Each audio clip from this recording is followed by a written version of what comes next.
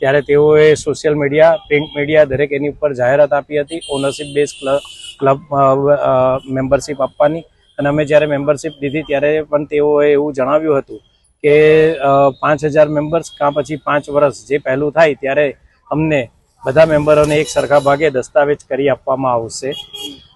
5 વર્ષ થતાં દસ્તાવેજ ન કરી આપ્યો એટલે અમે તેઓની પાસે અમારા લાઈફ ટાઈમ મેમ્બરશિપ છે એ અંગેના પુરાવા અને દસ્તાવેજની માંગણી કરી, પરંતુ તેઓએ કોઈને કોઈ બહાના બતાવ્યા, કોરોના આવ્યો છે ને એવા બહાના બતાવી દસ્તાવેજ નહીં કરી આપ્યો. અને ત્યારબાદ અમને જાણવા મળ્યું કે તેઓએ અન્ય કોઈક પાર્ટનરશિપમાં ક્લબ બીજાને આપી છે કે પછી વેચાણથી ક્લબ અન્યને આપી દીધી છે.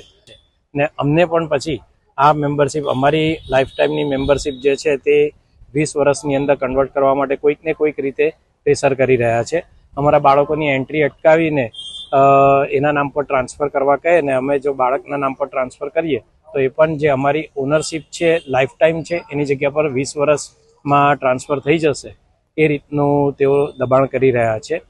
ત્યારે બાગબાન ગ્રુપ કરીને તેના ત્યારે માલિક હતા ભાવેશ પટેલને, તેઓએ અમારી સાથે વાત કરી હતી.